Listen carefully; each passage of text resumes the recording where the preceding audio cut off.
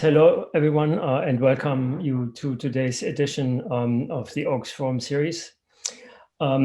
Today's setting is to actually give an opportunity to scientists from corporations who are vested in advancing osteoarthritis drugs through clinical studies, actually starting from discovery all the way through clinical testing.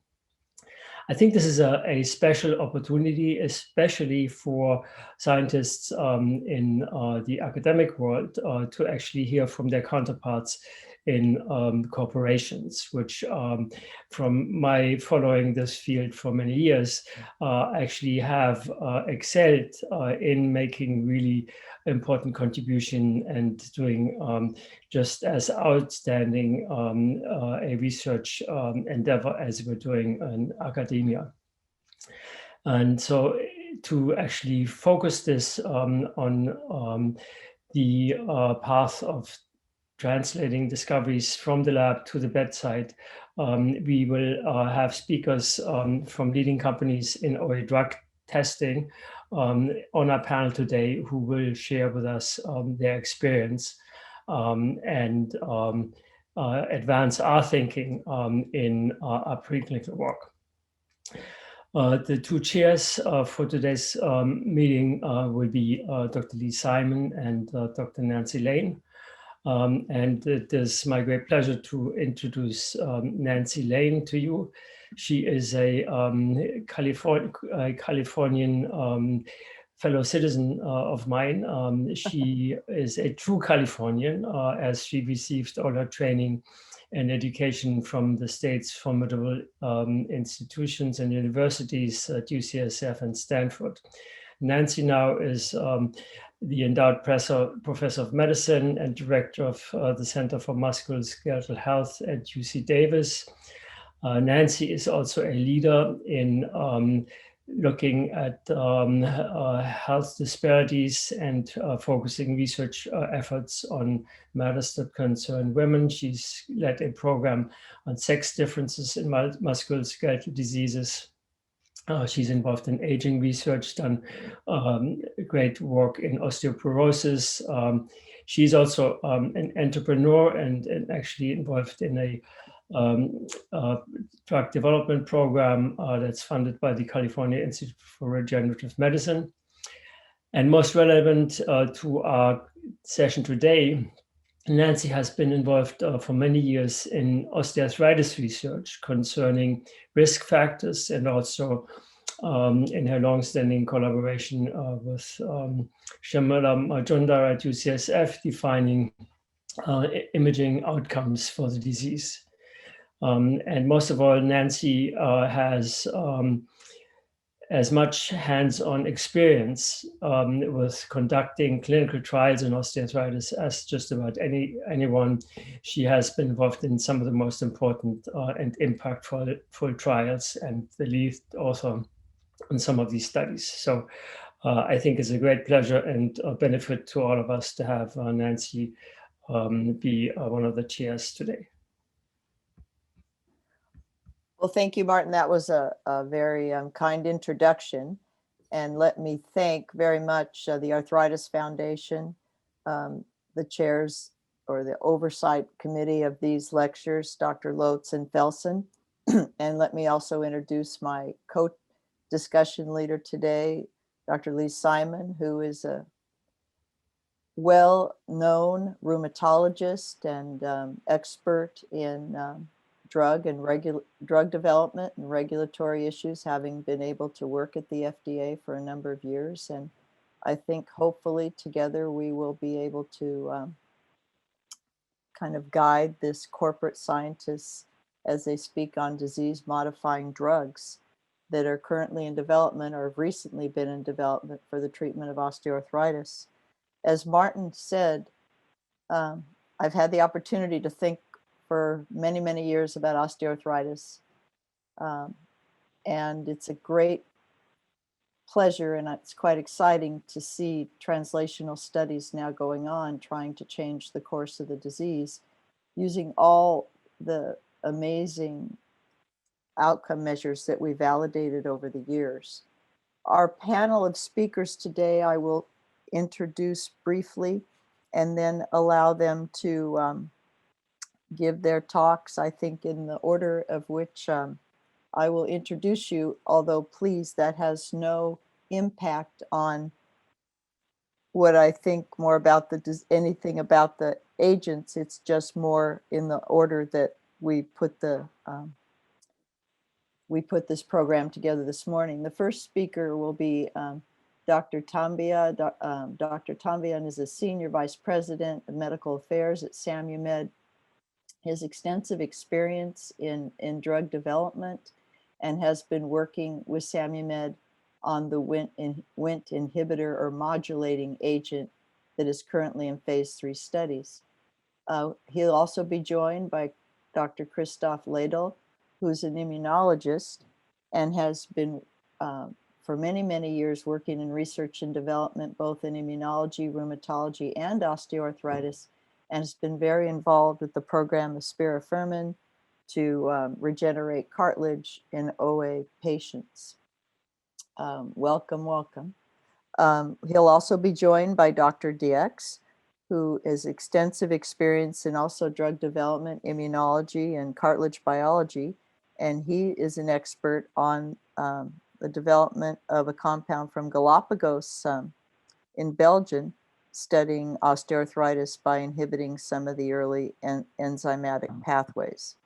He'll be joined by Dr. Ben Su, who has led a very innovative development program for an inhibitor of senescence. Senescence, as you all know, is what happens as tissues age, and the senescent cells may be damaging the function of the tissue. And he will talk to us about a development program for knee osteoarthritis with a senolytic agent. The work was done at Unity. And the last speaker will be Dr. Schieker from Novartis, who was very involved in the interleukin-1 receptor antagonist work that was studied not exactly for OA, but for cardiovascular disease, but a secondary endpoint was looking at joint replacements, and he'll talk to us about some of the work with OA in the other studies also related to osteoarthritis. So that's our very, very distinguished team. And now I will, Lee, would you like to say a few words before we start, or should we go ahead and let the speakers tell us a little bit about their programs? I'll make a few comments about it to give it Thank you, Dr. Simon. Thank you. And thank you for the introduction, Nancy. And I think it's a really important time in osteoarthritis drug development. I think that we have really seen a movement in the context of the science to understand what's going on. And much of that work has been done both academically as well as within the industry. Furthermore, we've seen a real move by the regulatory bodies around the world to consider unique ways of approaching this incredibly complex disease.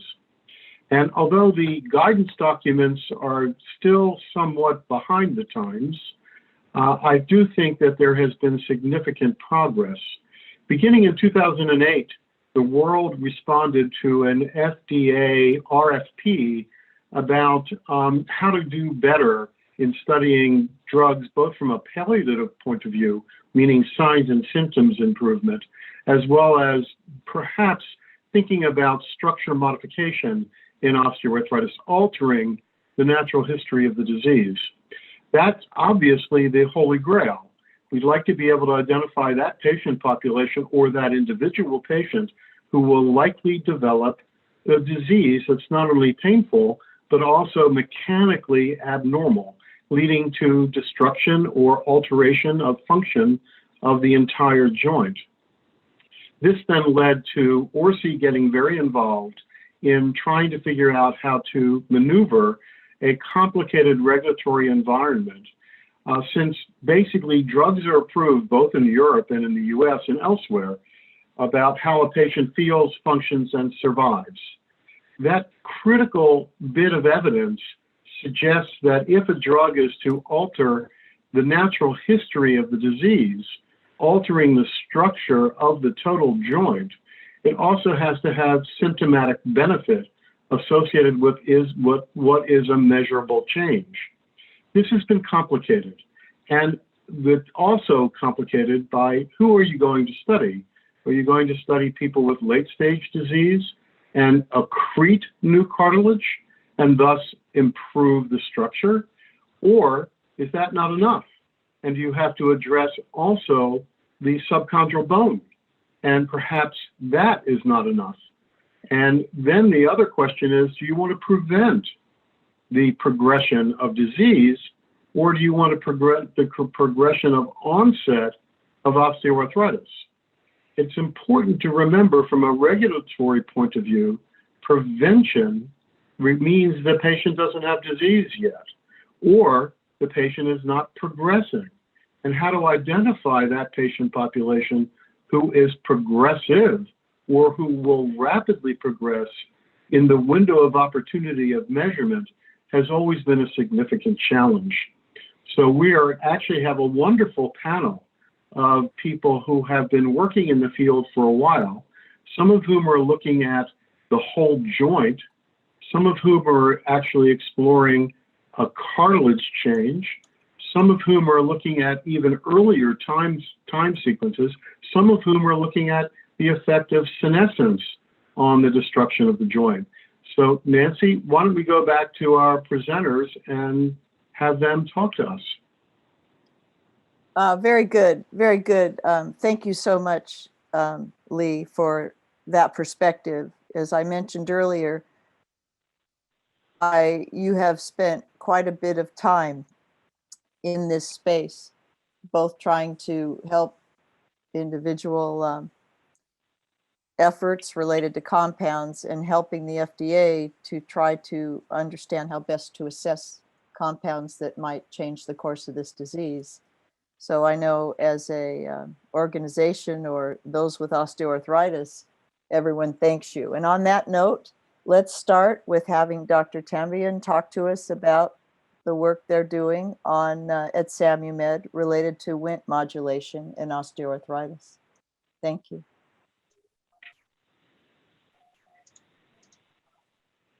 Hi, hopefully you can see and hear me okay? Yes, Great. both. Great. All right, well, thanks. And thanks for inviting me on behalf of Samumed. And that was a great introduction from both Lee and Nancy.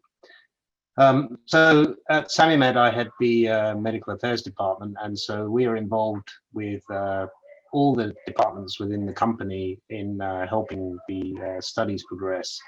Our compound is a CLK-DYRK1A inhibitor, and it modulates the Wnt pathway. And I'll show you, let's see if I can show you a slide here. Just let me know if you can see this.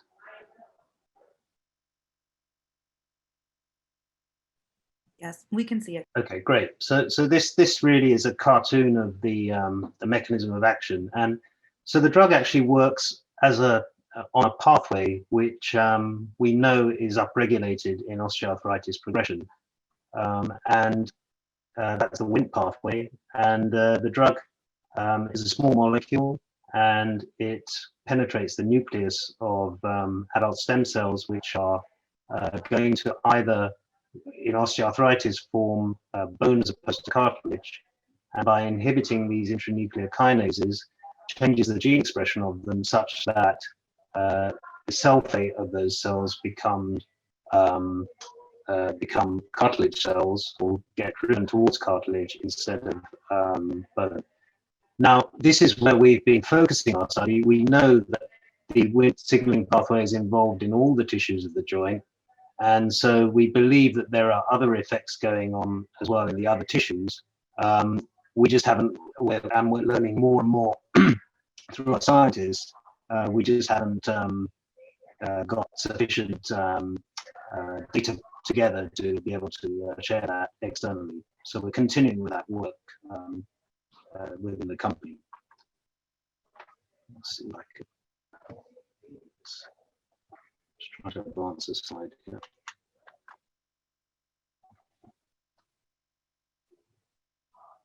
Oh, here we go.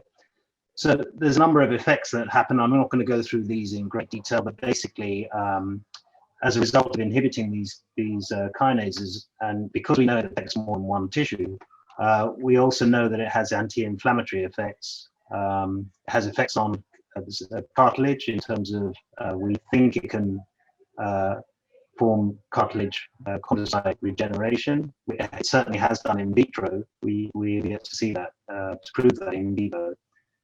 Cartilage protection, anti-inflammatory properties, and also when the drug is in the joint, it stays in the joint from its formulation, and it lasts in the joint up to 180 days and does not leak outside the joint into the plasma. And what we see also, if you look on the bottom of these mini slides, that there are certainly in animals, we see that there's very beneficial effects on the joint. And the red staining on the left is this osteoarthritic mouse model, and there's degeneration of the cartilage. And if you look on the right-hand side of treated joint, you can see regeneration of the cartilage and a lot of the joint tissues as well. So they're all these sort of preclinical animal work. Of course, what counts is what we see in man. So we did a phase 2A study initially, and we identified that subjects with unilateral symptoms showed improvements in pain and function. And then we tested that population in a phase 2B study as the ITT population, or full analysis set. And here you can see that out to, this is a single dose, this is the dose that we're taking into pivotal studies, the 0.07 milligram dose. And that we can see that out to 24 weeks, there was a signal, a pain signal, and bone function signal compared to placebo. And this was significant at 12 weeks, which is our proposed primary endpoint in the phase 3 studies. So in terms of structure, that has actually proved to be very difficult. Sorry, I'm just stopping sharing now.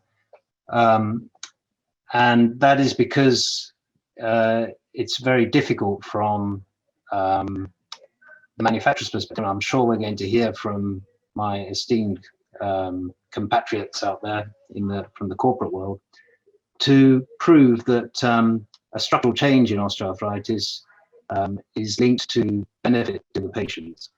And we've had some early radiographic data that is a signal that our drug slows down narrowing of joint space with, but we will have to do further studies to prove that more definitively.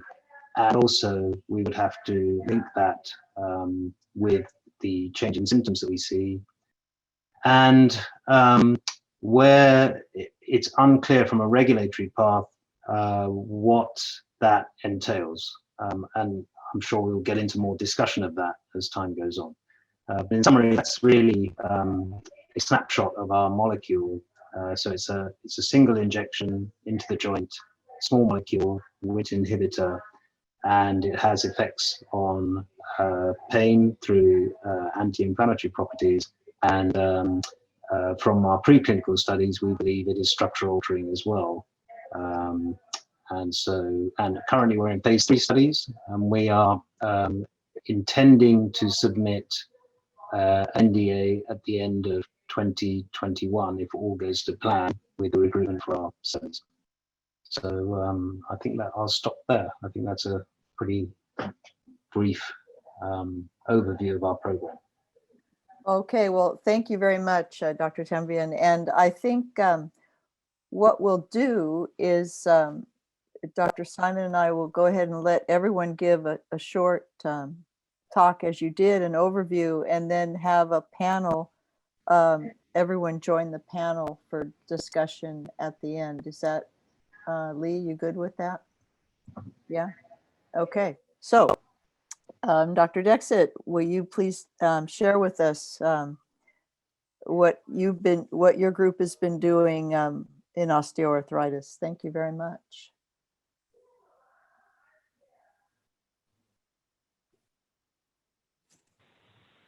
Sorry, Nancy, what was it to me that you were asking to? Yes, Dex. Yes, something? Dex. Yeah, Henri. Oh, yeah. Henri. Yeah. Yes, please. Yeah. Sorry. Yeah, Sorry. I know. It's yeah. Okay. Welcome from. By the way, welcome from overseas, and good evening. Right? Sorry. Okay. Yeah. Good evening and good morning to some of you. I have to start my video, but I'm also going to share. I'm going to share some slides as well. After having thanked the Arthritis Foundation for inviting me to this panel, and thank you for your introduction, Nancy. And I'm very glad to be there and to share some of our data. So yes, I am a clinical development leader in a company called Galapagos. It's a young company, fast growing, originally specialized in target identification, but some of the targets we continue to work on and identified molecules that were active on these targets.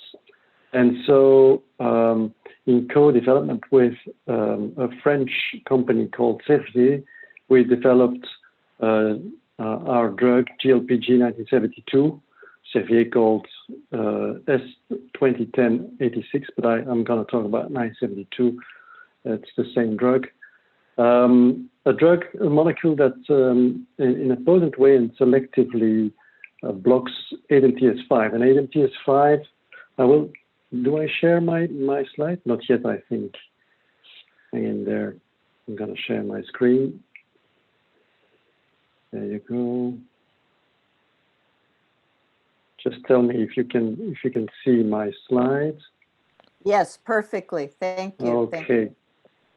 So yes, so 1972 is a molecule that selectively and quite effectively inhibits the activity of ADAMTS5. And ADAMTS5 is an enzyme that cleaves an essential component of the cartilage called aggrecan. So it's an aggrecanase, and it cleaves it at a very specific location, producing neoepitopes that are identifiable in synovial fluid, but also in serum from patients. This neoepitope is called ARGS, and it is increased in patients with acute osteoarthritis or patients after traumatic event in joint or after knee replacement. And so we developed this drug, and we showed an anti-catabolic activity of this drug in vitro in cartilage explants from mouse and human, and with a clear dose response. This anti-catabolic was nicely shown, and then in the next step we showed in vivo in two validated preclinical models, the rat meniscectomized rat model and destabilized meniscus model in mice. We showed again with increasing doses and increasing disease-modifying activity on this cartilage. And then, to make a long story short, we started phase 1, first in human, other phase 1 studies, and then ultimately phase 1b study in osteoarthritis patients. It was a small study. It was our first study IND opener in the US, and I'm here in the right lower corner of my slide, where we, among other parameters, followed these famous ARGS levels in serum of the patients while they were treated with an oral daily dose of our drug with different dose levels, going from 100 to 300 milligram and compared to placebo. And as you can see on this graph, the OACS levels in the serum of these patients nicely went down.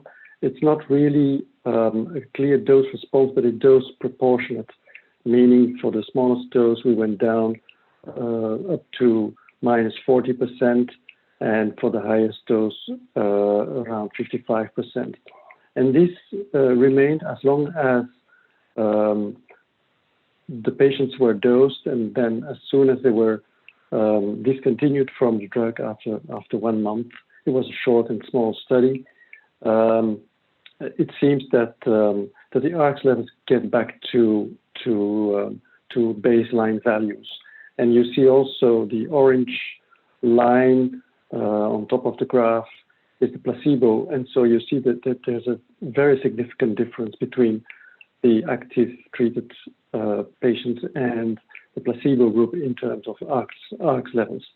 So the conclusion of this study was that with our drug, we clearly were on target. We inhibited ADAMTS5.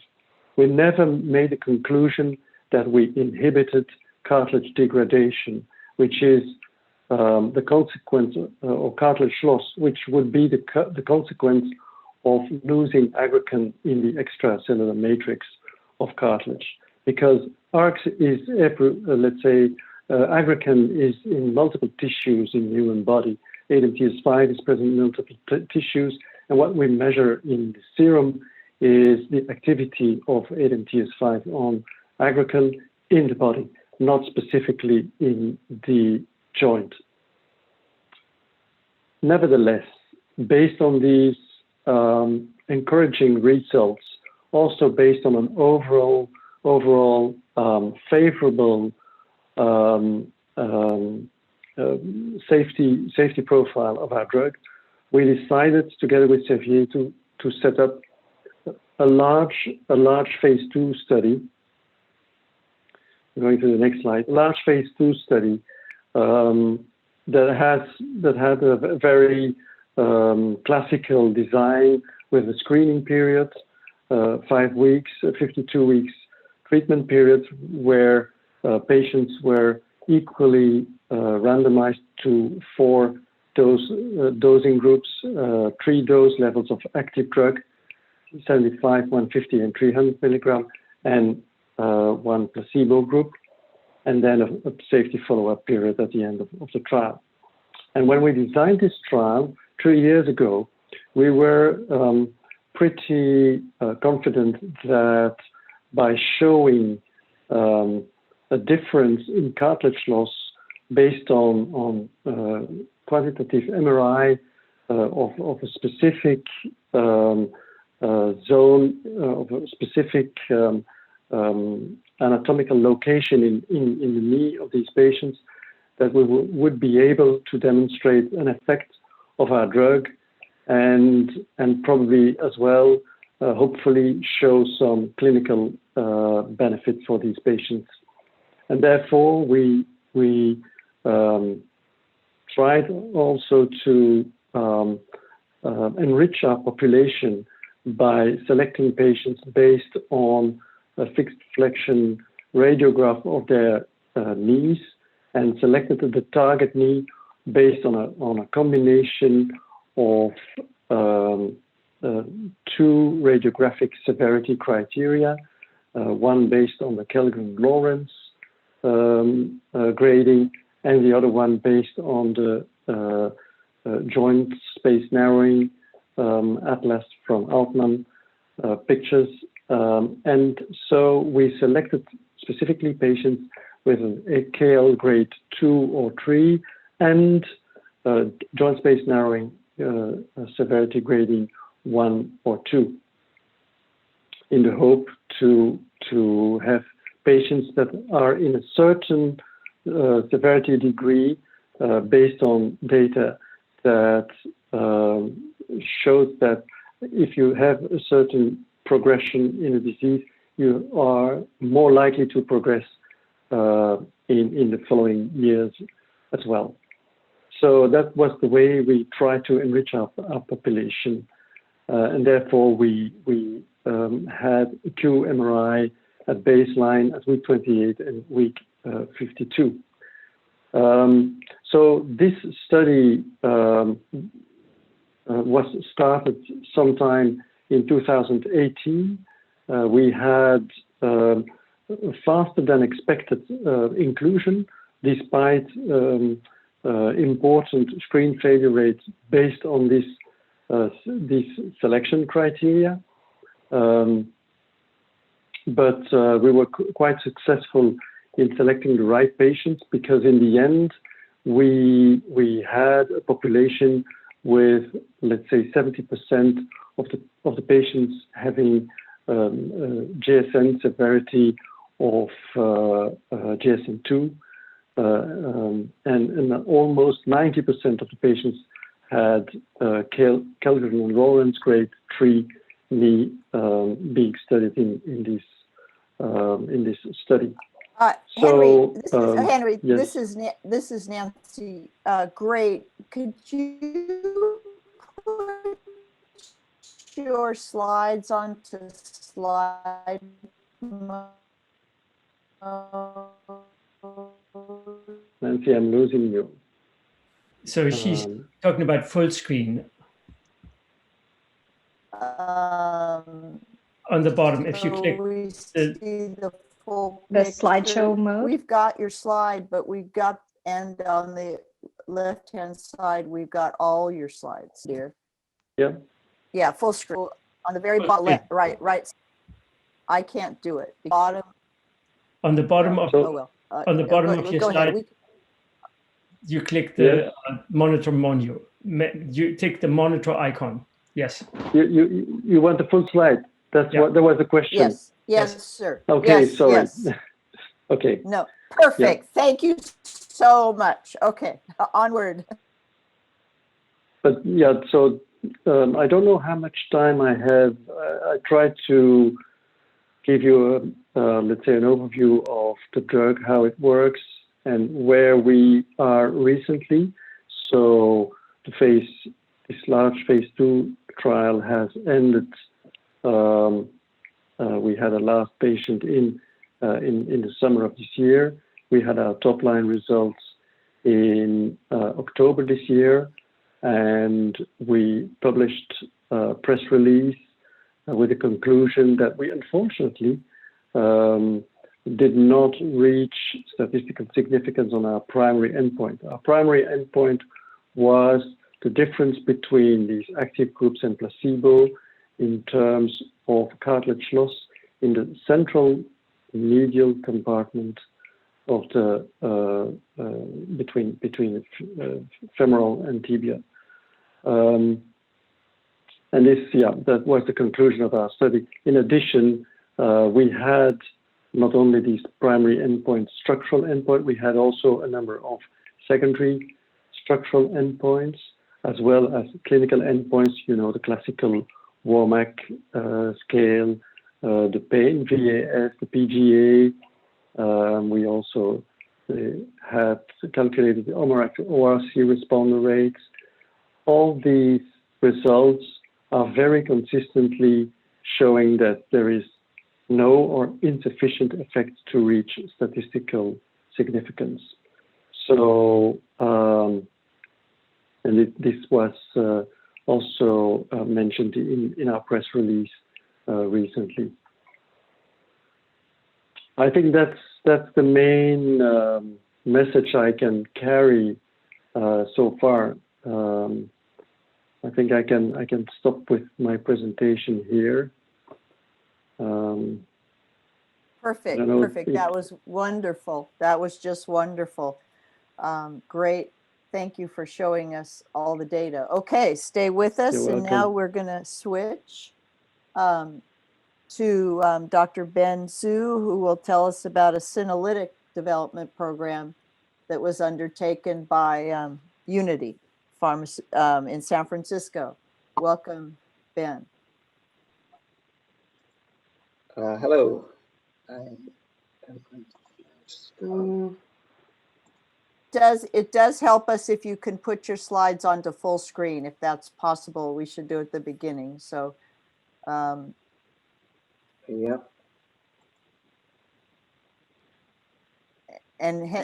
Perfect. Thank you, Ben. Thank you very much. And Henry, I apologize for having to stop you in the middle of your talk, but this really helps everybody to see the slides a lot better. Thank you. Sure, no problem. Hi, Ben. You're in presentation mode. That's what we're seeing. Yeah. Which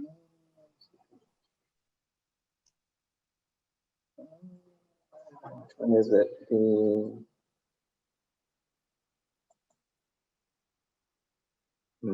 It's not that.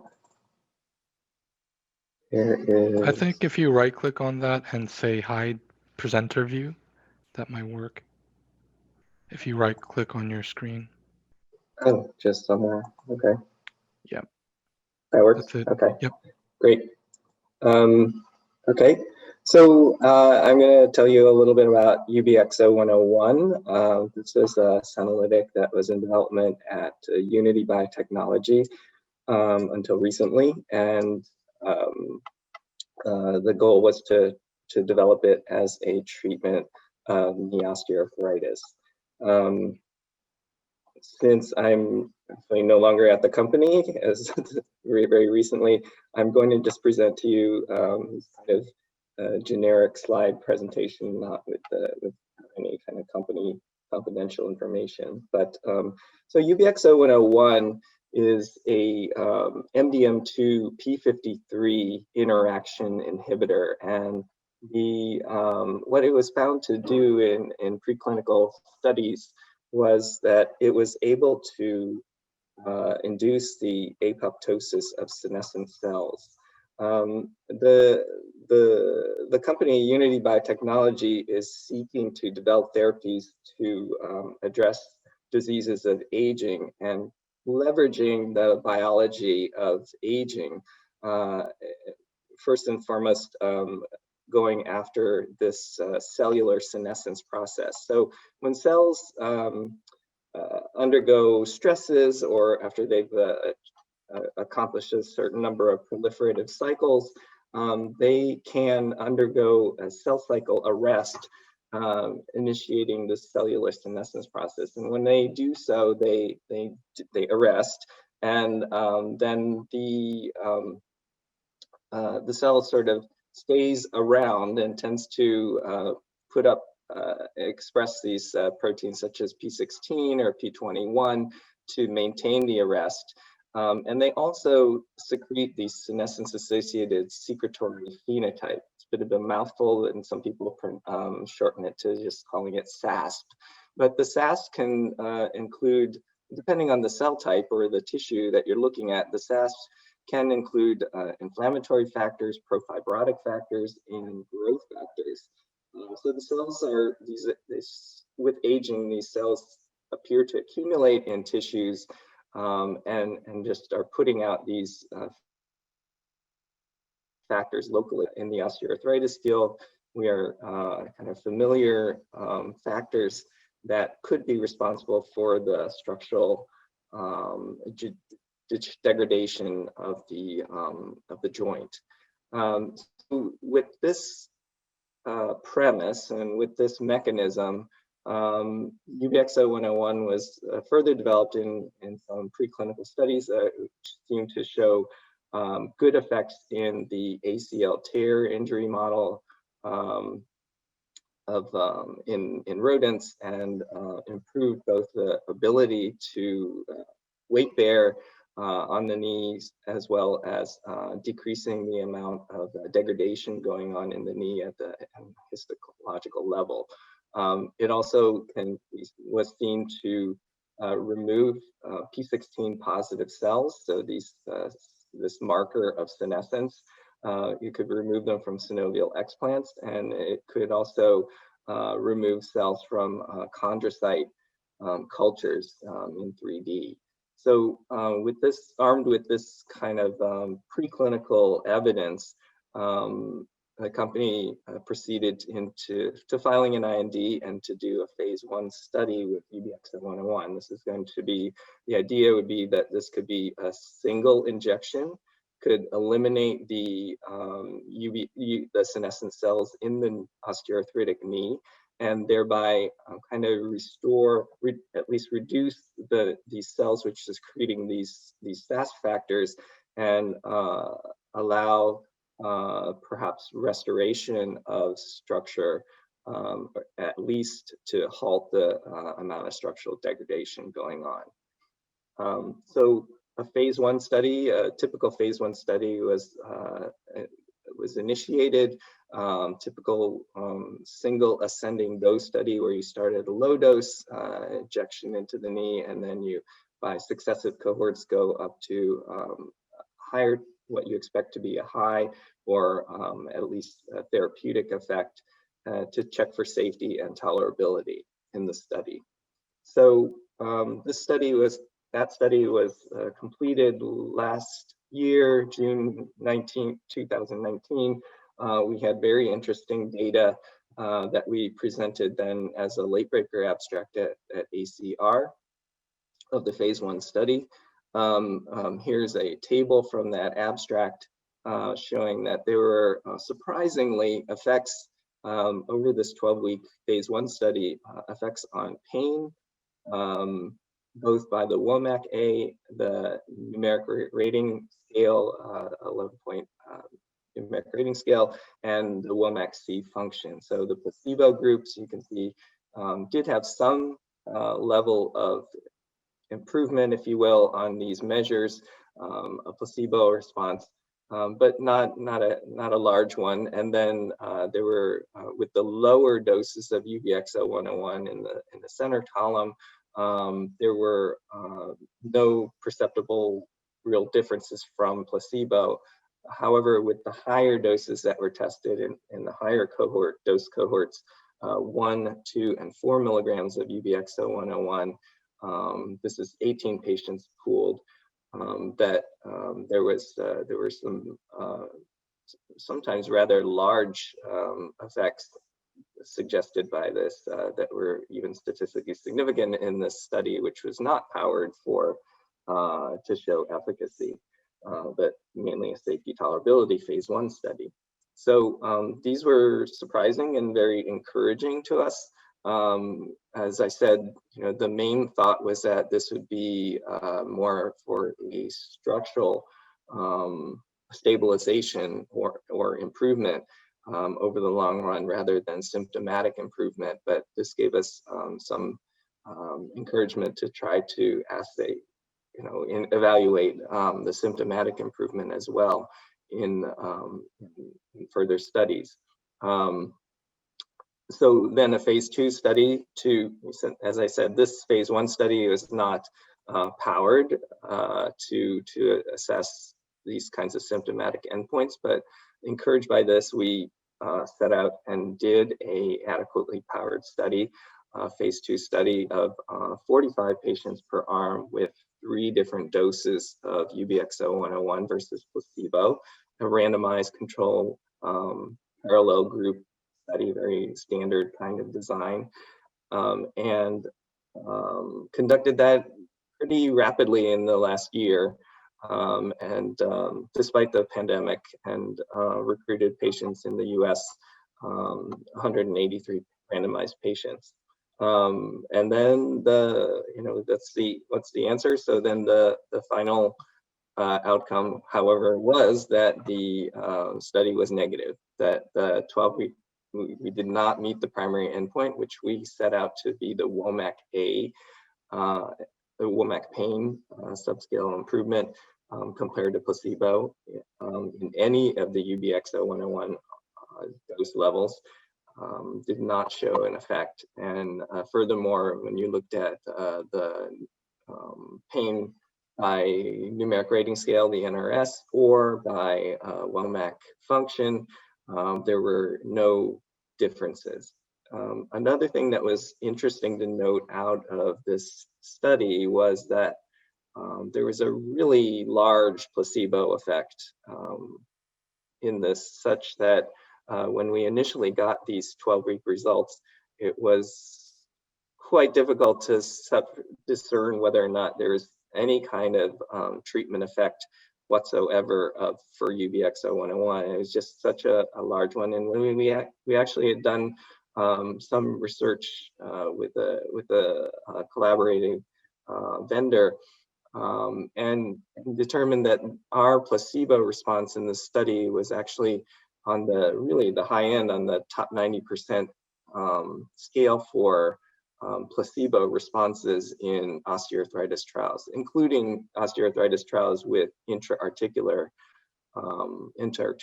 drugs. So, but since that time, we had done further analysis of the 24-week data and of another study that was run, another phase 1b study, and really came to the conclusion that the drug at this regimen, single dose up to 4 milligrams, did not have a perceptible treatment effect, a detectable treatment effect.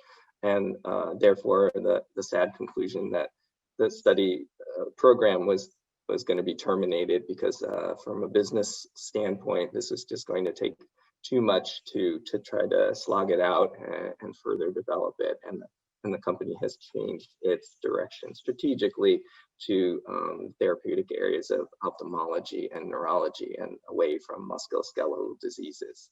So that's the story of UBX01 in the last 2 years.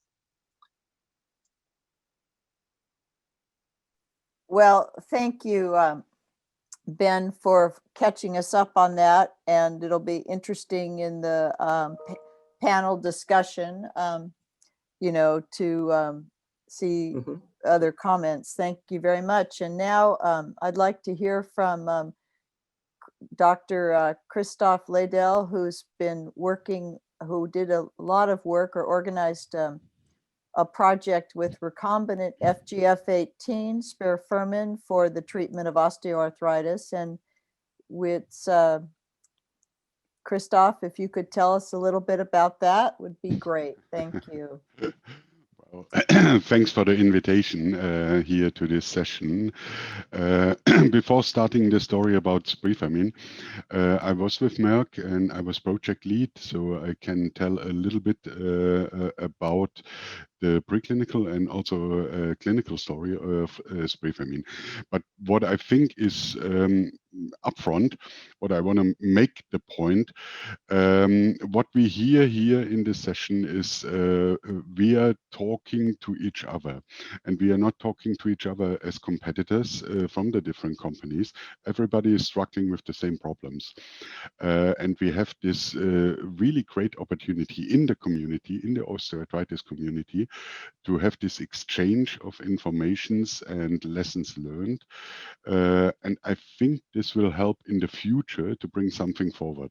One common theme in what I see, and we can discuss this in the panel discussion later on, one common theme is if we go for the all-comer populations, and most of the studies performed by Merck, Unity, Samumed, started with an all-comer population, and very quickly the companies learned that we are not addressing the all-comer population, but different segments.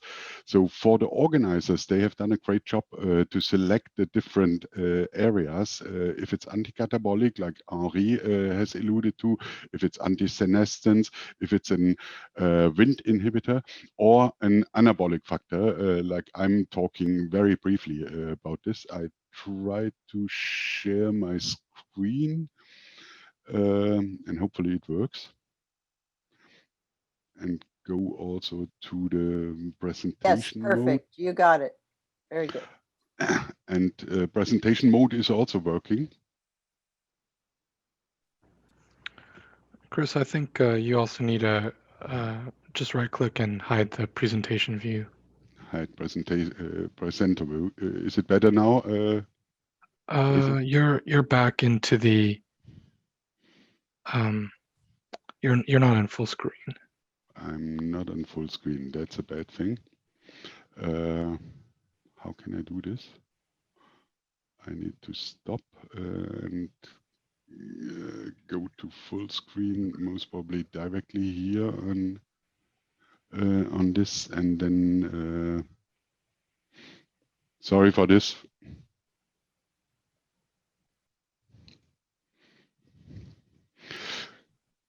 Does it work now?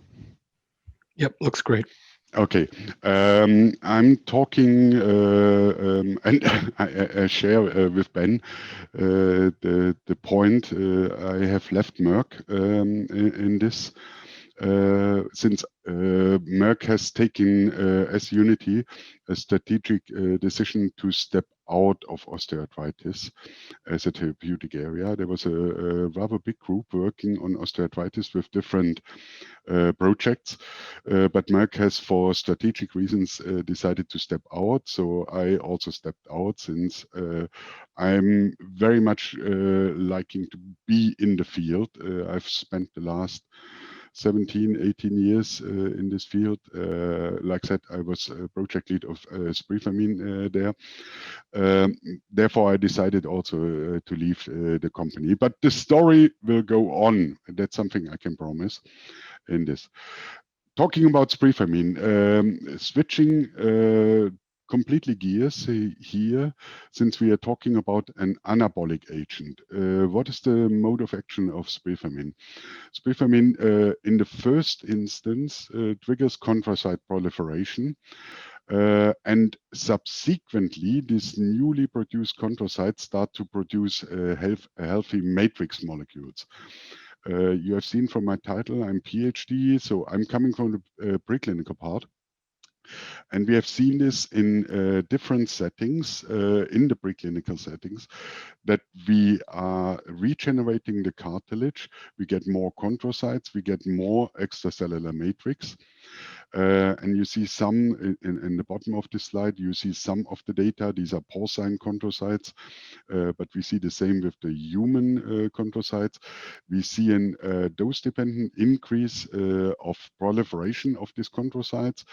And the one thing what we have observed in the setting, the chondrocytes are not losing their phenotype. If you simply look through the microscope, they are not becoming fibroblast-like chondrocytes, but they keep their rounded shape, and that's in a dose-dependent way. So that was really interesting, and I will keep the story short. We have looked in different models, animal models, in rat, mouse, guinea pig, dog, horse, what have you. I think we are missing only a few of the animals. And we have looked also in the setting. Next slide. Where's the next slide? Next slide. We have looked also in the species human in this. As of today, roughly a little bit more than 800 patients have been exposed to patients. And I've seen on the call, on the participants, a lot of collaborators that have worked on this. So a big thanks on this. What we have done was that we have performed the first in human trial in patients scheduled for total knee replacement in a randomized placebo-controlled multiple and single injection dose. The reason for this was very simple. We are talking about a growth factor. And if the patient is already scheduled for total knee replacement, if something weird in terms of safety would have happened, it has not happened, would have happened, the joint nevertheless was scheduled to be taken out on this. So we have looked in this in multiple injection and single injection, like that, and the follow-up was up to week 24.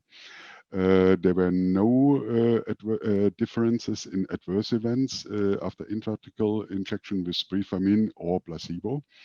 We have no detectable systemic exposure. Most important for me, from a translational point of view, we have confirmed the mode of action in these late stage OA patients. In that histology and immune histology, we saw stimulated chondrocyte proliferation after Spifamine treatment. And we saw an improved biomechanical cartilage properties by using some ex vivo settings in this. In the samples we got from the study, like I said, these patients were scheduled for total knee replacement, and so we got the samples and can investigate them.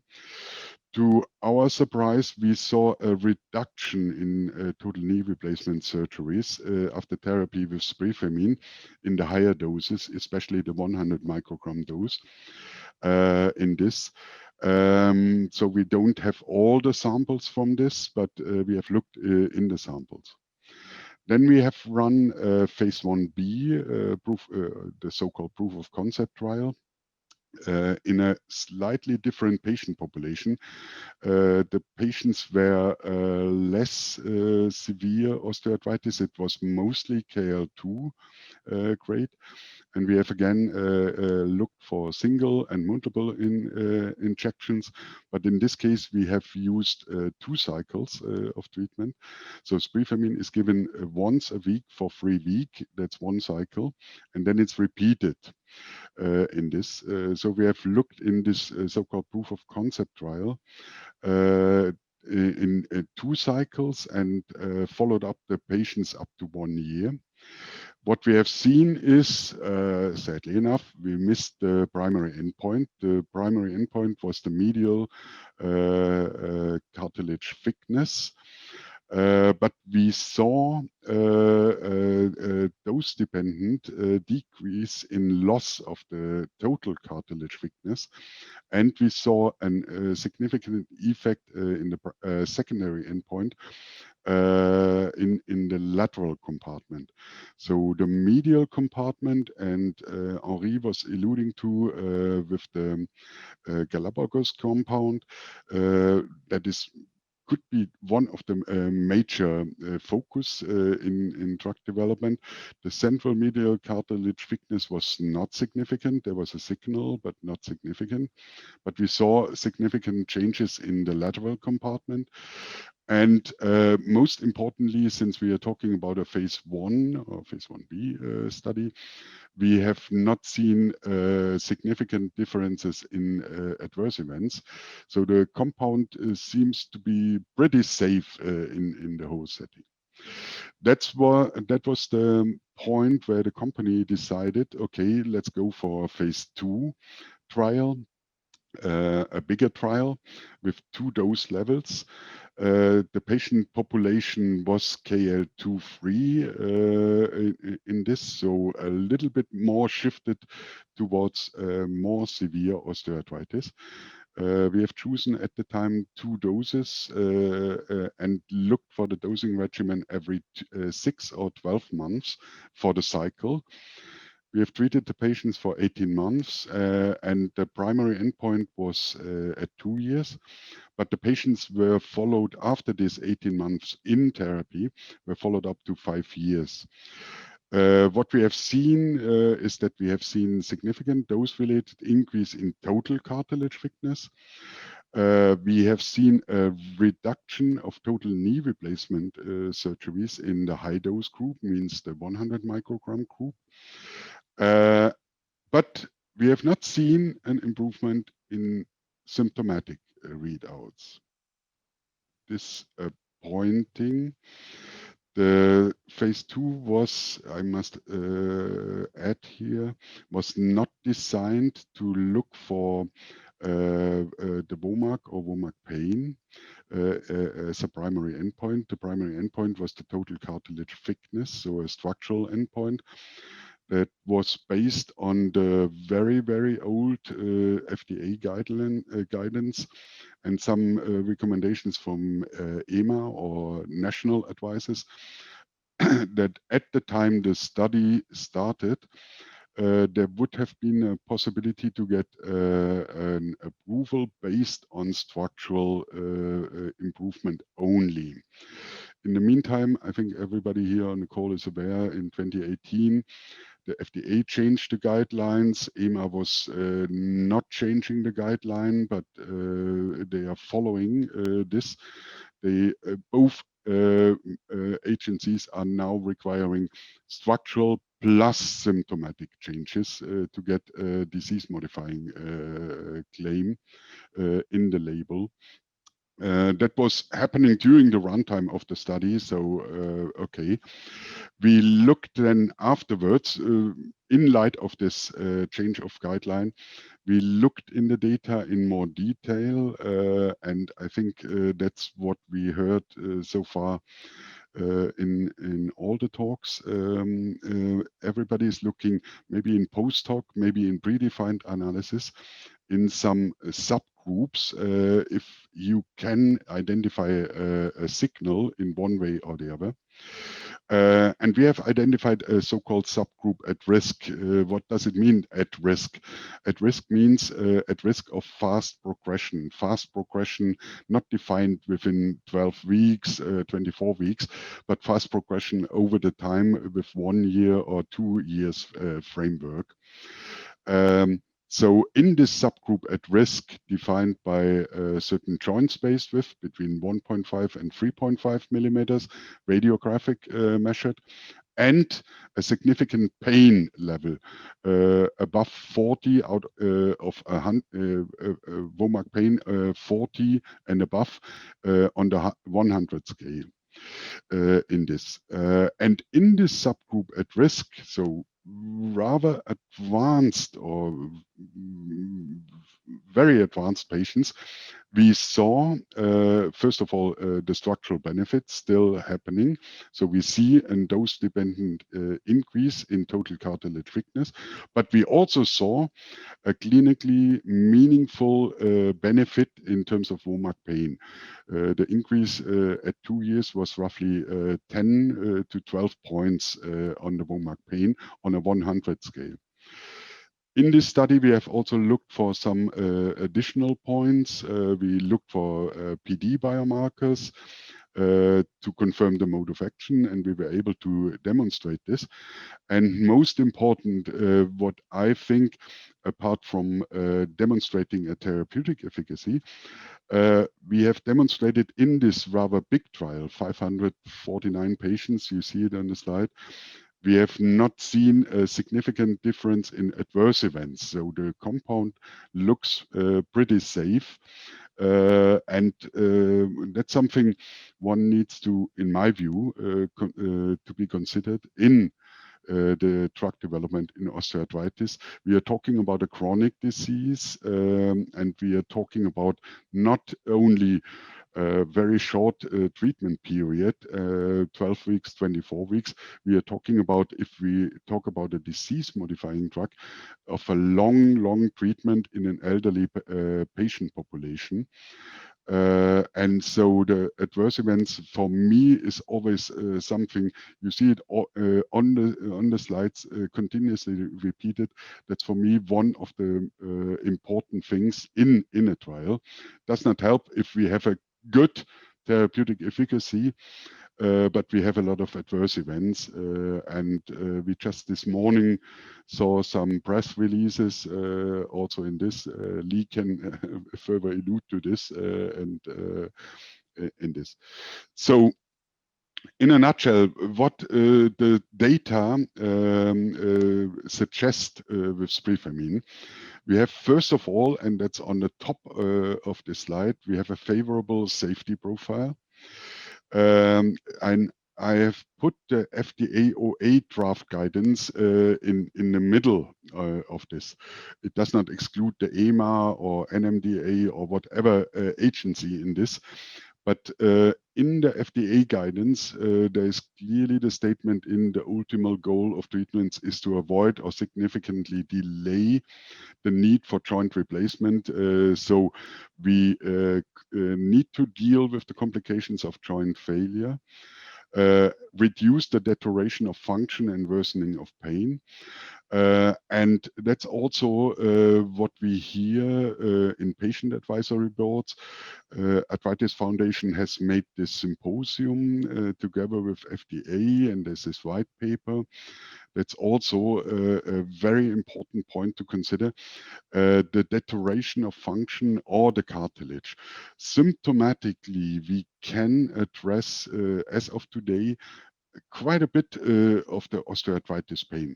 I say quite a bit, it's not completely controlled.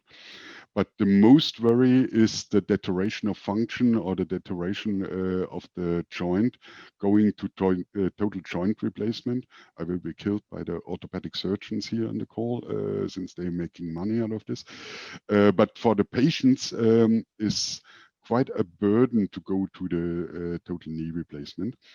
So here on the slide, put together what we have seen so far. We have seen in the first in human trial that we have a reduction of total knee replacement surgeries. We observed the mode of action in histology, chondrocyte proliferation in this material. We have also seen some early signals in MRI. And we have seen that the produced cartilage, produced in remarks, accreted cartilage has improved biomechanical properties compared to the placebo. In the two subsequent trials in the forward, so in the phase 2 and in the POC trial, we confirmed that we have cartilage accretion. Quite important in my viewpoint, without joint offloading. A lot of surgeons are aware, and there are studies out, also mainly in the Netherlands. If you offload the joint, then you get also some cartilage accretion. In the forward and in the POC trial, so in the phase 2 and the phase 1b, there was no offloading. The patients were walking completely normal and have a normal life in this. That's quite important if we talk about the medial compartment, since like my good friend Hans, the medical lead, used to say, the patients are walking on the heads of the chondrocytes, of the newly generated chondrocytes, and therefore most probably in the medial compartment in the POC trial, the primary endpoint was not met. In the forward trial, we saw cartilage accretion all over the joint. And I think that's, for me, since we are talking about a little bit also of lessons learned, we need to look for the whole joint, despite the fact that we have a cartilage, a bone, a senescence addressing agents. What have you. You need to have a look in the whole joint, since that's the organ that is actually diseased. Moreover, we have confirmed the mode of action using biomarkers, straight to my heart as a translational person. So really coming from the preclinical data, where we have used severe osteoarthritis. Let's not forget, if we talk about cartilage explants in the preclinical settings, this material is coming from patients with total knee replacement, so quite advanced patients. So we saw in the preclinical data the strong anabolic effect and the proliferation of the chondrocyte, and can now demonstrate this into a clinical setting. So really talking about translational science in this. And that's the point where we stand. Phase 3 should come up in this. Phase 2 is finished up to 5 years. And that's the Spifamine story. Well, I want to thank you. Quite a story, and what a journey. Okay, so we'll hold questions and go ahead now with, I hope that our last panel speaker, Matthias Schieker, is with us now. And he is a senior executive at Novartis, who also has been involved in inflammatory diseases. And what I have asked Matthias to talk to us today about is his journey with the interleukin-1 receptor antagonist. And so Matthias, the floor is yours. Thank you. Thank you. Thank you, Nancy, and thank you for inviting me. It's a great honor. And as you said, Nancy, I'm here to give a bit of an introduction about the paper that we published in August on this contrast analysis of IL-1. But before I do that, I quickly want to give an overview. And Chris outlined like the key parts of or key important pathways to address, or in a way eloquently and nicely. So there's not too much to add. But at Novartis, we actually have a history in a way, and the ones of you who have been in the field for quite some time know that 15 years ago, or even 20 years ago, Novartis worked on COX-2 inhibitors, on cathepsin K inhibitors, or Simon calcitonin inhibitors, and so we had a large group actually within OA. And now, since about 5 years, we are the new kids on the block. I've been with Novartis now for 5 years. We are restarting our efforts within OA. So we are very early on in the pipeline. I'm overseeing an early OA pipeline where we try to, as Chris said, there's various aspects. There's the anti-catabolic approach, there's the anabolic approach, and the anti-inflammatory approach. We have compounds in the anabolic. You might have read the press release that that Merck out-licensed the anti-ADAMTS5 nanobody to us. And we obviously are interested in understanding the anti-inflammatory approaches with anti-IL-1. And the reason for that is about 10 years ago, so in 2010, 2011, we did at Novartis a trial with canakinumab, an antibody injected into the knee of OA patients. And this was more or less in the same time frame with the anakinra study, the Amgen study, AMG 108, the lutikizumab anti-IL-1 alpha beta antibody. So there are 4 approaches to address IL-1 in clinical studies. And honestly, all of them failed to show a pain effect and a function effect. And structure is anyway very difficult to show for IL-1. So I think the field really, from preclinical work, we all know that IL-1 plays a role in OA, and there's a clear evidence preclinically. And I think the big disappointment is that we haven't managed to show an anti-IL-1 effect for patients to benefit on pain, function, and structure. And this is what is out there. And we had the opportunity that Novartis invested into a cardiovascular trial, CANTOS, cardiovascular outcome study with 10,000 patients. And it's a study follow-up for 5 years, treated with 3 doses of canakinumab, the anti-IL-1 antibody, 50, 150, and 300 milligrams subcutaneously, and in, I said, 10,000 patients with cardiovascular disease. So these patients had to have heart attacks, had to have elevated hsCRP as a sign of systemic inflammation. Most of them were pre-diabetic. So these were patients with an increased risk or an elevated risk of inflammation. And so we had the opportunity to dig into this data set. So we did a secondary analysis in this data set to actually look at OA. And what we did is our primary endpoint was the time to first incident neo-hip replacement. And the second, so really outcome joint replacement analysis. And the secondary endpoint was time to first occurrence of an AE-related adverse event. So in a sense, it's AE showing symptoms of osteoarthritis. And this analysis clearly showed a delay in the need for joint replacement. So when you look at the paper, the curves separate early on, even after a year. So we had here really the opportunity in a huge patient population with a long treatment duration to look at the joint replacement and to show an effect. And all treatment arms showed an effect, a reduction of joint replacement and a reduction in the adverse event outcome. So we know the limits or the limitations of the study. First of all, it's a secondary analysis. It was not pre-designed to look at OA patients. We don't have any imaging data, so we don't have structural data. We really have the joint replacement and the symptom analysis. And 40 to 47% actually reduction of joint replacement. That's quite a number. And so there is a clear effect shown in this analysis that IL-1 reduces joint replacement.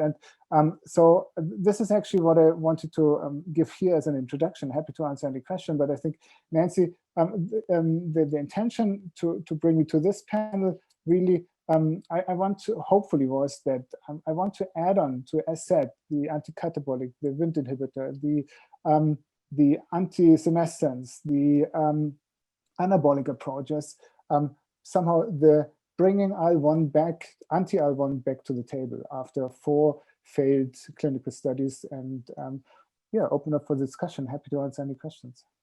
Yes, Matthias, thank you very much. And you're right, we wanted to show everyone where the different modes of action were of the compounds and the studies that had been done to fill the gaps. That's exactly right. Okay, well, thank you very much, panelists. And now I'm going to turn this over to Dr. Lee Simon, who's going to ask you all to join a panel and take some questions from the audience. And a few questions have come in, but I'm going to leave those to Lee to bring up. Okay, thank you, Lee. Well, thank you very much, Nancy, and thank all the speakers. And first, I'd like to ask if anybody online has any specific question to ask before we, in fact, I can ask some things, but let's see if there's anybody online who is interested in asking our speakers something. And Jason, how do they do that?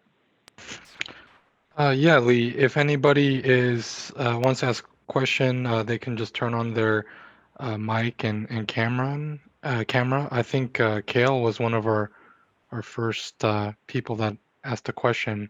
So if Kale, you'd like to ask it yourself, we'd be happy to have that. Yeah, thank you, Jason. The question I had was really for the group. First, thanks for the fantastic presentations. I think it's been repeatedly shown that OA pain is more related to psychological conditions like depression or anxiety or pain coping strategies than to radiographic severity. However, it doesn't seem that industry trials to date that are looking at different OA treatments have not really included psychological or psychosocial measures as covariates in their analyses. Could such an approach perhaps give a clearer indication of whether these treatment options are able to lessen OA pain and improve patient-reported outcome scores? Could you comment what kind of specific outcome measure would you use for this quote-unquote psychological assessment? What are you referring to exactly? Well, I think there's a number of different things you could look at, but just I know that depression and anxiety specifically, so if there's questionnaires about that, or any number of mental health questionnaires, pain catastrophizing, self-efficacy, there's a lot of different things that could be looked at, but it doesn't seem that anything has really been taken into account. And I wonder if that creates some of the variability that we see with patients, and then that makes it in turn more difficult for these different treatment options to achieve a therapeutic benefit over placebo. You're right. It's a very difficult problem. And some of the outcome measures have been secondary outcomes of looking at depression and catastrophizing. However, they have not been elevated to the point of being an important approval outcome measure, when most of the work that we've been looking at has been for drug approval. Chris, do you have a comment to make about this? Yes, Kale, great question. And Lee was already alluding to this a little bit. So what we have used some questionnaires like PGA or SF36 in this context, and I'm pretty sure my colleagues from the other companies have also looked in this. One of the points is, Kale, really what, at least in my experience and everybody can comment or criticize or in this. OA patients have this kind of psychosomatic stage, maybe catastrophizing and the whole thing. But what we see, and Ben was also alluding to, what we see in the trials, the patients, and that's also coming out of patient advisory boards, what we heard, the patients are desperate to get a treatment in a certain way.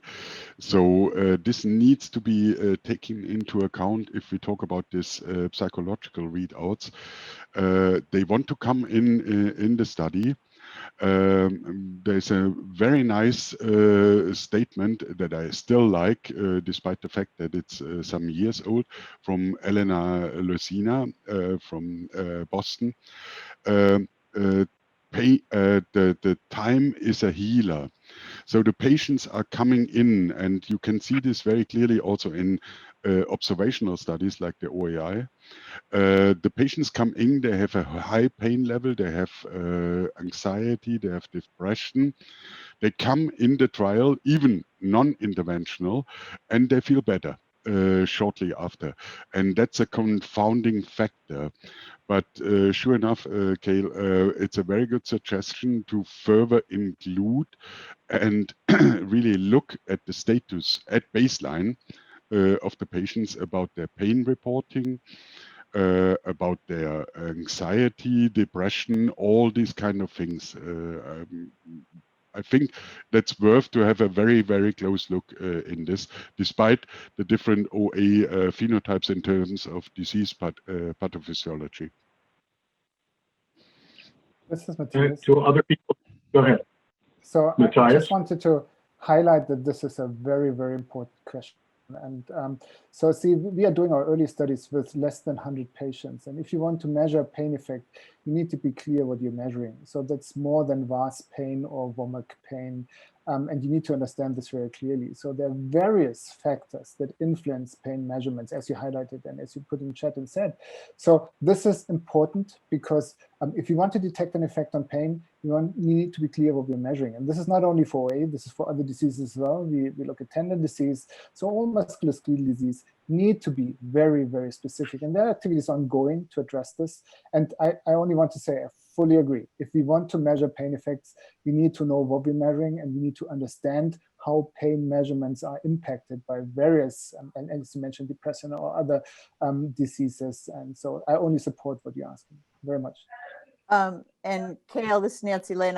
I wanted to harken back, and this is going to reveal my age a little bit. But when we did the very large chondroitin sulfate study, the GATE study, one of the exclusion criteria was depression. And they thought of excluding patients with depression or taking any mood altering type of medications would try to reduce that confounding effect. And we all know the results of the GATE study. So let's just say we haven't quite figured out exactly how to do it yet. And Elena Lucina, you have a comment to make?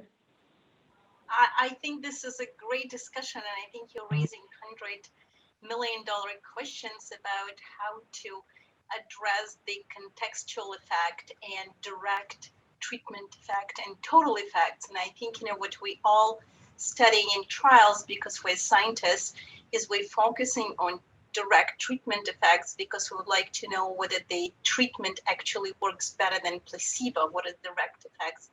But from clinical point of view and from patients' point of view, what they really care is about total effect. And they really care less whether parts of it is contextual or placebo effect or some other components. And so I think that's where the science and the practice sometimes do not come together. So I think as scientists, we should continue to do rigorous trials and try to look at the direct treatment effect. But I think we do need to realize that what patients are looking for to get better. And that's the challenge. So I think studying placebo effect and understanding its component and recognizing that that is a part of what patients kind of will receive as a package, no matter what treatment they're getting. If when we're talking about subjective or patient-reported outcomes. That's an important part. The problem of expectation bias is an enormous problem associated with the placebo effect. And there are other aspects of that that are also very important, as Nancy has mentioned. Many years ago, we did a bisphosphonate trial looking at the changes in subchondral bone, and we had to select 23,000 patients to find the 2,300 that we would study. The heterogeneity of this disease is enormous. So for us to understand changes in structure, we have to think about what Novartis did at a 10,000 person trial over multiple years. We have to think about, or selecting patients that'll be more progressive. Does anybody have any idea about how to go about doing that at the get-go of the trial to select the patient that within the window of opportunity will demonstrate change that's meaningful? Any ideas? Very challenging question, Lee, if I might chime in this whole thing. I think one important point, and Elena, sorry I missed you, I have not seen you in the list of participants, but what Elena mentioned very clearly, this contextual thing in the clinical trials is confounding, at least in randomized clinical trials, quite a bit of this. What I am, maybe I'm provocative, but what I always think, and Lee, it's a little bit to the point you just asking, what I always see in this data, and Ben, Jeymi, have shown the data even in this context, the patients become better overall, even on placebo. If it's contextual, and Jeymi has had a very nice poster or a presentation, whatever you want to call it, in this series, in the OACS series, it's more contextual. So the patients, even on placebo, become better if we talk about patient-reported outcomes. They are not necessarily become better in terms of structural outputs. But if we talk, and I'm not a doctor treating patients, but if we talk about daily practice, then patients become better with an injection, even, and Jeymi showed this on his poster talk very nicely, even with a sham operation. Isn't it worth to loudly think about if this is not worth something we should also have a very close look on? Yes, but this is Nancy Lane, and I want to say that this has always been is a big challenge in OA trials. But on the other hand, I want to say something that's pretty important. OA pain usually comes and goes anyway. It is a disease that has flares and times when the disease isn't as active. And we all know that.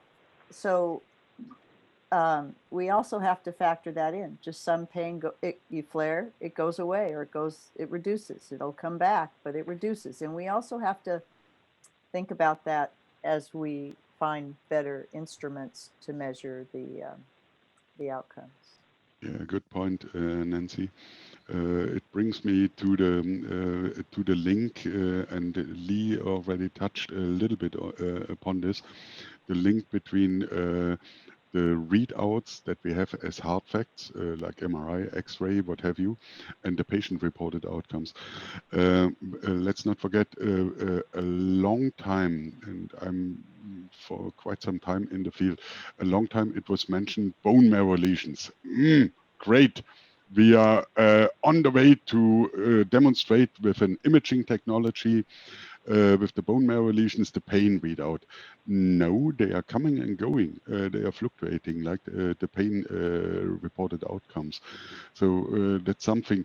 But how to build this in, Nancy, to be honest, how to build this in a clinical trial protocol in a way that you get a meaningful readout afterwards. That's for me the question. That's where we need to come together. I totally agree with you. We need better readouts. Yeah, I think the issue is, and I think that Chris just mentioned this, that when you invite people to participate in trials, they're more likely to come participate in trials when they do have an active flare. And so when the flare passes, then they get better, and they get better probably with treatment and without treatment, because as Nancy said, it is a disease of flares. So the trick is trying to distinguish between flare and background level of severity of the disease, and try to figure out how to not to measure baseline at the time of active flare, because once we do this, then we may see very controversial and unexplainable results. So maybe some sort of a washout period, or everybody gets placebo for a certain period of time when their flare is going to level off, and then starting one arm on active treatment and another continue on placebo potentially can minimize that effect. But I think that that's what's interesting and challenging about doing trials in OA, because it's and the other piece about that, Elena, is for us to think a little bit about non-traditional instruments. And it could be that monitoring steps per day, or the wonderful activity monitors could end up telling us a lot that will be important in terms of determining the efficacy of an agent. So we also have to think creatively there. So we have to think creatively about the trial designs. So Elena raised the issue about a lead-in for placebo, but another alternative may be a randomized withdrawal trial, where everybody gets the drug up front, and then you randomly withdraw, predicated on trying to understand either flare as symptom basis or even structural change. These are much longer, complicated trials, but this is a much complicated disease, despite being mostly symptomatic. But if we're going to do structure, we have to think about that. And Jeymi, did you have a comment to make? Yeah, I think I've got a couple of things I'd just like to add, I guess. First of all, I going back to the sort of original question, looking at the chat, I kind of disagree that pain and radiographic severity aren't related. I mean, we have that work from Tahina Yogi's, now it's what, 10, 12 years old, the study where she showed association between more frequent unilateral symptoms, subjects with more unilateral symptoms, frequent symptoms associated with increasing severity for both the OAI and the most cohorts. And we've shown with our data that subjects with unilateral symptoms can discriminate their pain more, especially, and this comes to the other part of the question, when you use a questionnaire like we use the WPI and symptom severity score, and that's a fibromyalgia diagnostic criteria questionnaire. And we spoke to several pain specialists, and I know Lee and Nancy are both very familiar with this, with the work we did. And we identified a level where we can take out, or we can screen out patients with potentially pain confounding perceptions. We also took out patients with depressive disorders on major depressive medication. And we found that isolated, you can't perfectly isolate the pain signal, but we managed to show discrimination on pain. And I note that when with the Spifamine data with Christoph's at-risk population, they did similar things. The other part that we did was we limited the joint space width to within a fixed limit. In our pivotal studies is 1.5 to 4 millimeters. And this showed that greater responsiveness with our radiographic measures, and also a connection with our WOMAC pain and pain NRS signals. So I think that, we're getting there slowly. The field is moving forward. We're understanding more about the nature of OA pain and the placebo effect. And so with more time, we're going to get more of a homogeneous trial populations across different manufacturers, which will hopefully isolate pain signals more. So I think, on the whole, they're kind of some of the from an industry perspective, we have to keep commander's intent. We have to figure out how we are to get that approval. And so we have a slightly different outlook on what our goals are from just purely the academic research side of OA as well. Obviously, we're very interested in that as well, and we continue to help hopefully push back some of those boundaries as well. But all of our trials are connected to getting that goal, which is the approval. The only other comment I want to make regarding that very quickly about the placebo response is that because of the contextual effects and because they're strong, a treatment has to show a benefit above that to be a treatment, you know, so that's the only other comment I'd want to make. Tahina, you have been mentioned. Martin, you'll be next. Tahina? Yeah, I don't have that much more to add other than, you know, I think OA is complex, as we're all stating, not just from a pathophysiology perspective for structural disease, but also because of the multifactorial nature of pain. And I completely agree with Alina's comment that patients are looking for that total effect, what's going to make them feel better. But from a business practical perspective of approval, you have to show that it's better than the comparator arm. And you know, I think this ties in very well with the next session on OA phenotypes, though we're not going to speak specifically about pain phenotypes. But I think, you know, the strategy of who to enroll and some of these strategies that are being used, in addition to really seeing if our symptom instruments are fit for purpose. And I know we've talked about this at the ACR OA study groups over the past 2 years, over the past 2 conferences, about whether or not WOMAC pain is really the best instrument to look at changes in pain over 2, 3, and 5 years. We know that patients accommodate to their symptom level, they alter their activities, and what's a 4 out of 10 pain today is not the same necessarily as what 4 out of 10 means to them 5 years later. And, you know, so I think we have a number of challenges in measuring pain, self-reported pain, and understanding if we're doing it properly. And also, are we able to capture that portion of pain from osteoarthritis that is separate from all of the other contributors to pain?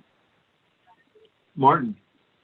Yeah, I would thank you for your presentations and also for the discussion so far, which is really great because it identified challenges in the tools that we're actually using to measure pain, patient-reported outcomes, as well as actually structural outcomes. In more of a general picture, I would like to address the question in a clinical trial, how to define the primary outcome. How do you choose whether you will have a structural outcome as your primary endpoint? How do this, or versus a PRO-related outcome? And this has actually been a theme in the presentations and also in the history of some of the trials that were presented, like, for example, the UBX 101 trial was using a pain outcome study, although the drug by itself originally was developed, to my understanding, as a disease-modifying drug. And in the case of Samumed's drug, perhaps Jeymi and Ben could comment on this, it was tested in some studies with structure as a primary, and in the currently ongoing study with pain as primary. And Jeymi, perhaps you could also comment on how you would approach this in your NDA. So the general question is how to navigate this in the current regulatory environment. And the question following on that, and an even more broader question, is does this even make sense for us if we're trying to develop a DMOD that it really has to have this direct effect on patient-reported outcomes? Yeah, so that's the $6 billion question, probably. Someone had asked it. So. The part of this is historical because before the 2018 revised guidance from the FDA. First, before any of this, really, as manufacturers, we are beholden to the FDA or to any regulatory agency as to what they require. So it's kind of set to us. And before the 2018 draft guidance, the old guidance in 1999 only stated a change in medial joint space width as being enough to be to gain a label as a disease-modifying drug. I can't remember the exact terminology, and I'm sure Lee would know, but it was essentially that. The 2018 guidance made it clear that there had to be an effect, a patient benefit, an effect on how a patient feels, functions, or survives being joint replacement, and they had to be tied in together. We've had these discussions with the agency, and they've made that very clear. And as a result, that means that pain, without a pain endpoint as your primary, you can't get an approval. So we had to set that as a primary. Then after that, the next problem is defining what is the imaging that will reflect that structural change and also tie into a patient-reported outcome benefit. And that's proving difficult, and I think all of the panelists will agree with that. We've continued to look at X-ray because so far MRI has not been shown to be any more than a biomarker, which X-ray has been as well. And there are initiatives like the FNIH, which hopefully will, they're entering imaging modalities and measures into the biomarker qualification project, which is run by the FDA, and they will hopefully get us more clarity. But you know, time is the enemy of the manufacturer, and so with time, hopefully we'll see these, but it means that from a regulatory strategy, certainly from the Samumed perspective, we've decided to go for pain as a primary endpoint, because we know that's an endpoint that if we meet, we will get an indication. We are submitting a lot of other evidence for structure as well, so we won't take it off the table as a potential component of our label, but we don't know what the FDA will, how they will consider that. And the final part is function. People have said, mentioned this, and it's kind of like the forgotten stepchild of the endpoints. And you know, the FDA have said that potentially pain and function together might be enough to gain a treatment of OA indication. So, so how we measure function and how we demonstrate that to the FDA is something that we should maybe as manufacturers focus more effort on. Henri, do you have a comment to make? Yes, I hear very interesting comments, and I read very interesting comments as well. I think as drug developers in the field of, let's say, structure modifying drugs, and I take our own mode of action on cartilage, it is really very challenging to show at the same time, in the same time lapse, a structural effect and a clinical benefit. It is not unlikely that clinical benefit may follow structural benefit, but it takes time. And as Jeymi said, time is in fact the greatest enemy of developers. I hear also opinions from experts saying, as long as the agencies look at OA like they look at RA, we face that problem, that they expect that we can show altogether structural benefit and clinical benefit. Whereas, for instance, in the field of osteoporosis, they agreed with a surrogate endpoint like bone density. So that's one big challenge for us. Another big challenge is indeed the assessment of the clinical outcomes and the relationship between the patients and the tools that we use and whether they are appropriate. And I think that I'm dreaming of let's say, a joint, let's say, approach with all industries involved and with the community involved to look for more new technologies to measure pain and clinical benefit in a more real life situation. And the technologies are there. the big challenges are the validation of these technologies and convincing the agencies to look at these technologies as being valuable. So I think there's quite some work to do and quite some dialogue needed with agencies to find common grounds of understanding how these drugs, these new drugs that try to modify the structure and to try to have an impact on the natural progression of the disease, how these drugs can be, let's say, marketed, maybe with not immediate clinical effects, based on quite objective measures like X-ray or QMRI and others. Yeah, I think there's a great work for us ahead and a great deal of discussions with agencies in that field. It's also important to recognize, and Dave Felsen has got a note in the chat box that actually points out that the variability of pain response.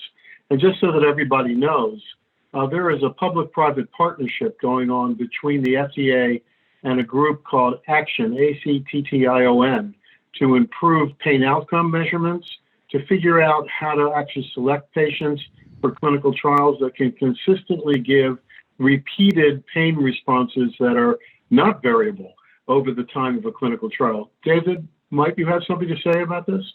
Yeah, Lee, just to second what you just said, but I agree. I put it in the chat. I mean, I think the rate of placebo response historically has been increasing in OA trials, and that's made it really challenging. This is both in RA and in OA.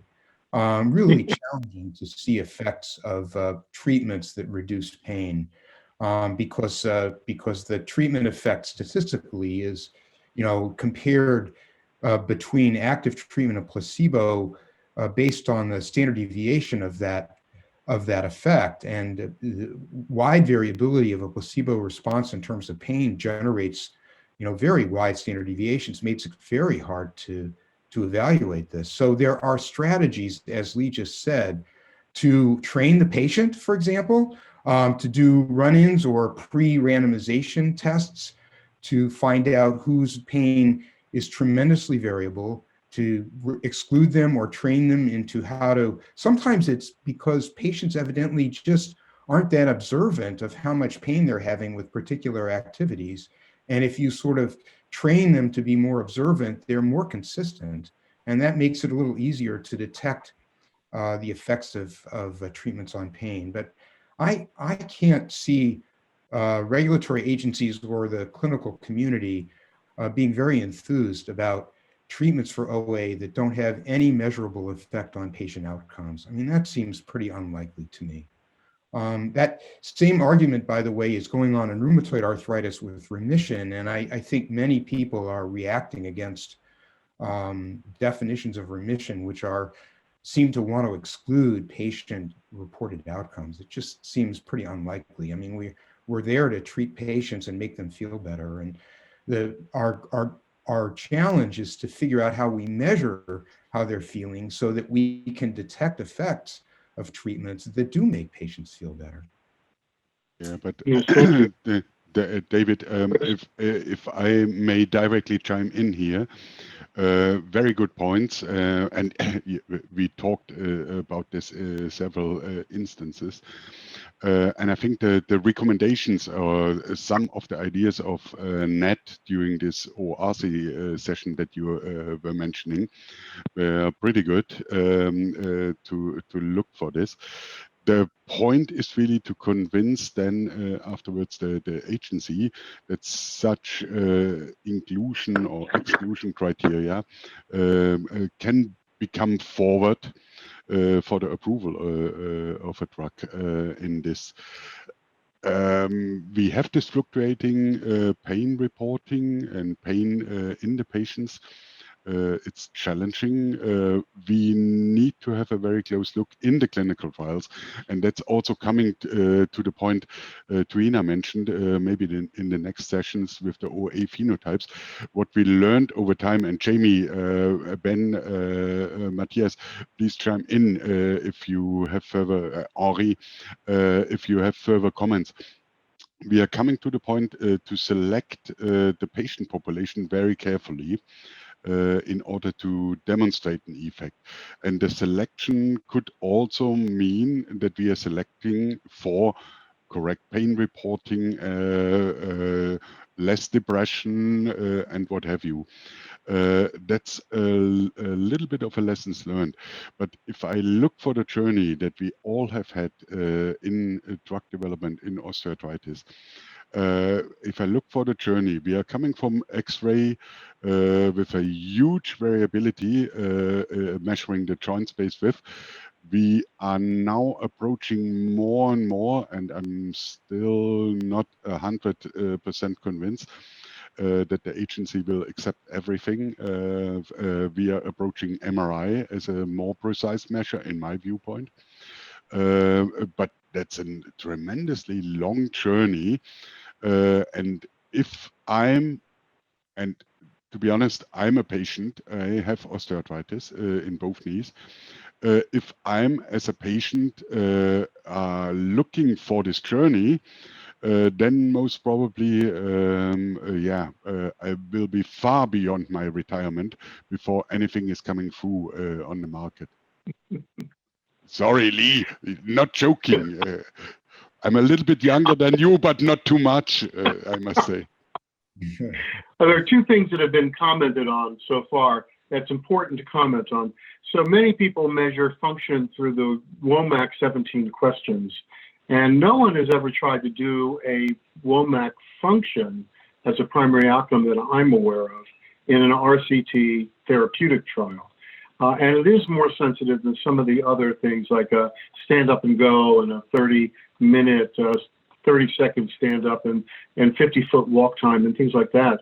And it would be interesting to see more data where function is measured or differently measured. The FDA has created an effort to try to understand using functional measurements like the watches and the Fitbits and things like that, and whether that will actually pay out over time, I don't know.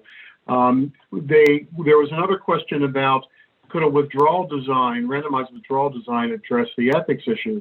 Well, it all has to do with rescue therapy.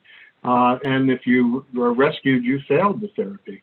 And so the ethics doesn't really play a role here when done correctly. But I do think that Jason might have something to say about our time. Jason? You probably still have 3 or 4 minutes before I cut you off. Good. Aileen Lettingham asked a question about measured physical function. Aileen, do you have a comment to make? Maybe not. No, she says no. Okay. But I think, Martin, do you have something further to make? Yeah, I just wanted to make a quick comment about the regulatory environment. So we obviously have seen changes made by the FDA in their guidance, and our current guidance is that there has to be a patient-reported outcome benefit even in a trial of a drug that was primarily developed as a DMOD. So as a field, and especially actually today here with this opportunity having scientists from industry and academia, the question is how strongly are we enthusiastic about these current guidelines, and is it really a valid concept to expect symptom modifying benefit as well as DMOD activity? I mean, we have reasonable, of course not perfect pain medications, and wouldn't it be at least worth a thought to approach the regulatory agencies to again separate these outcomes and maybe even include an approved symptom modifying drug in combination with a DMOD to be developed.